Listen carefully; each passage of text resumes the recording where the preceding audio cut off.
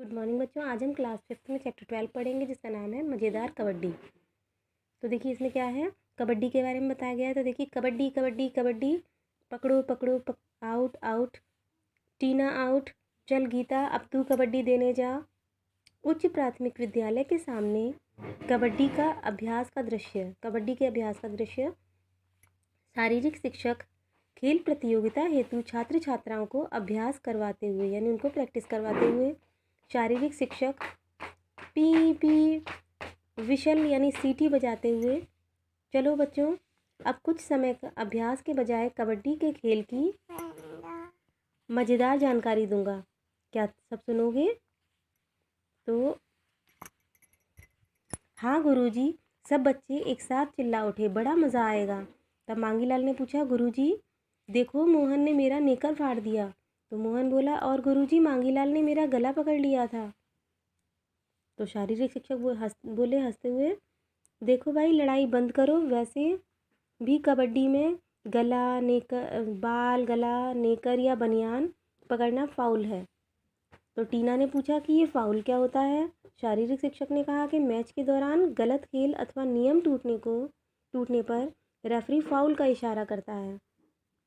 तो सकीना ने पूछा, गुरुजी ये रेफरी कौन होता है? तो शारीरिक शिक्षक ने बताया, मैच खिलाने वाले अभ्यास निर्णायक अंपायर निर्णायक आदि कहलाते हैं। यानी मैच खिलाने वाले को रेफरी कहते हैं, अंपायर कहते हैं या फिर निर्णायक कहते हैं। तो गीता ने पूछा, हाँ अब समझे, इनके गले में लाल काली विशल भी लटकी होती है।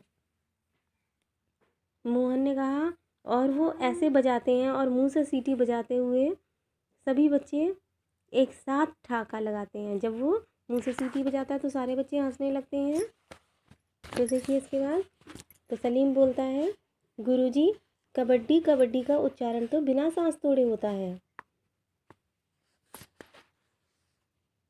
तो जसवीर बोला, और कबड्डी के दौरान बीच में सांस टूटी तो आउट। शारीरिक शिक्षक बोले, अरे वाह अब तो आप बहुत कुछ जान चुके हो। गोपाल बोला, कबड्डी में क्या थप्पड़ भी लगा सकते हैं? सब जोरदार ठहाका लगाते हैं। शारीरिक शिक्षक, अरे भाई बताया ना, थप्पड़ घूंसा आदि गंभीर फाउल होता है। और वैसे भी कबड्डी का खेल प्यार शिष्टाचार राष्ट्रीयता अनुशासन एकता समानता आदि गुणों से भरा होता है। तब गौरव ने पूछा, कबड्डी खेलने से और क्या क्या लाभ होते हैं? तो शारीरिक शिक्षक ने बताया कि कबड्डी खेलने से अति सुंदर प्रश्न, स्वस्थ व सुगठित शरीर, तेज दिमाग, प्रसन्न मन, देश के लिए खेलने की लालसा आदि लाभ ही लाभ हैं। सिद्धार्थ ने कहा, कबड्डी देने वाले और उन्हें पकड़ने वाले को क्या कहते हैं? तब फिर शारीरिक शिक्षक बोले, शाबाश, कबड्डी कबड्डी का उच्चारण करते हुए विपक्षी पाले में जाने वाले खिलाड़ी को रेडर कहते हैं और पकड़ने वाले को केचर कहते हैं।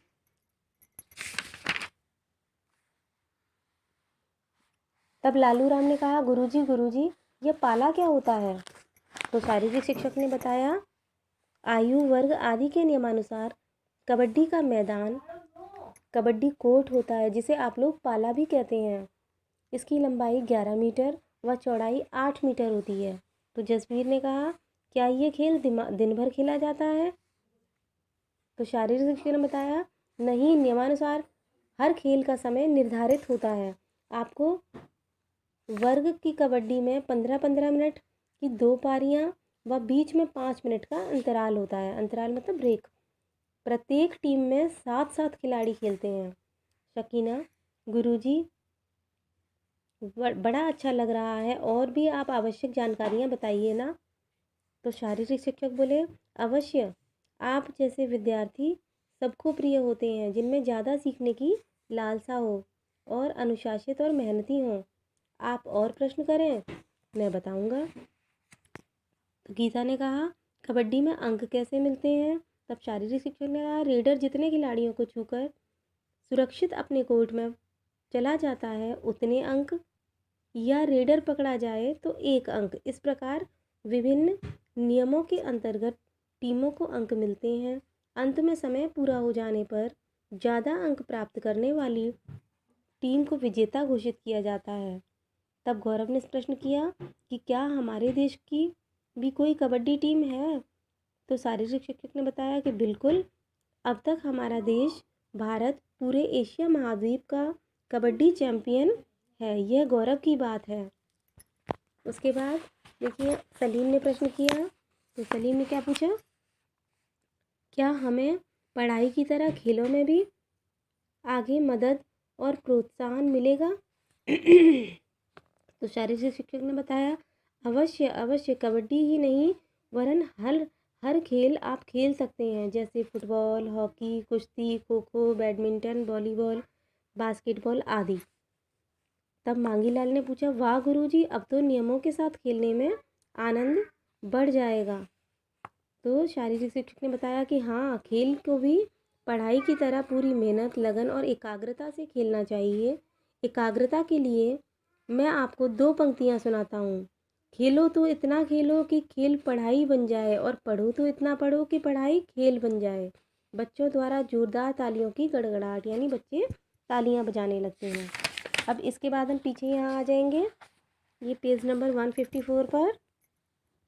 तो देखिए पहला प्रश्न है, ये आपको ये पहला, दूसरा, तीसरा, तीनों प्रश्न आपको ये कॉपी में करना है जिन पर टिक लगाया है। अच्छा, इसको आप बुक में ही करेंगे। देखिए यहाँ पर दिया है, भारत कबड्डी में कौन से महाद्वीप का चैंपियन है? तो अभी हमने पढ़ा था एशिया महाद्वीप का, तो एशिया बा नंबर पर है, इसलिए यहाँ पर बा लिख देंगे। फिर अगला है, कबड्डी से लाभ होते हैं उत्तम स्वास्थ्य, सुगठित शरीर, मानवीय गुण, उपर्युक्त सभी। यहाँ गा लिखा हुआ है लेकिन गा नहीं होना चाहिए, आ बा सा दा, इस हिसाब से यहाँ दा होना चाहिए था, तो ये दा वाला राइट है, इसलिए यहाँ पर आप दा लिखेंगे। फिर देखिए ये भी बुक में फिल करना है, कबड्डी में पकड़ने वाले को कैचर कहते हैं, तो राइट है ये। फिर देखिए कबड्डी देने वाले को रेडर कहा जाता है, ये भी राइट है। फिर देखिए खेलते समय एक दल में 8 खिलाड़ी होते हैं, तो अभी हमने पढ़ा था 7 खिलाड़ी होते हैं, इसलिए ये रॉन्ग हो गया। फिर देखिए भारत कबड्डी का एशियन चैंपियन है, तो ये राइट है। फिर इसको भी आपको कॉपी में करना है, 3 नंबर को, रिक्त स्थानों की पूर्ति करें। तो यहाँ मैंने टिक लगाया है, नियमों के साथ खेलने से आनंद, फिर आएगा यहाँ पर बढ़ जाएगा। फिर खेलो तो इतना खेलो कि खेल पढ़ाई बन जाए। फिर देखिए प्रतियोगिता में मैच कराने वाले को निर्णायक कहा जाता है, ठीक है ना।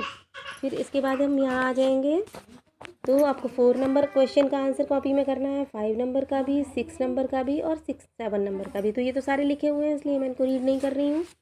फिर इसके बाद यहाँ आ जाइए, नीचे लिखे गए शब्दों के विलोम शब्द लिखे हैं, तो ये आप कॉपी में लिखेंगे, जैसे ज़्यादा का कम, सरल का जटिल, दंड का पुरस्कार। तो आप कॉपी में सीधे उतारेंगे तीनों शब्दों को और सामने उनके विलोम शब्द लिख देंगे, जैसे आप लिखते हैं शब्दार्थ उस तरह से। फिर देखिए यहाँ पर सु में रम्य मिलाया तो सुरम्य बन गया, सु में काल मिलाया तो सुकाल बन गया, सु में शील मिलाया तो सुशील बना, और सु में मार्ग मिलाया तो सुमार्ग बना। तो ये समझ लीजिए, बस इतना है। और बाकी का जितना मैंने टिक लगा करके दिया है वो आपको कॉपी में करना है, और उसके बाद आप उसे मेरे व्हाट्सएप नंबर पर मुझे सेंड कर देंगे कि आपने कर लिया। Thank you.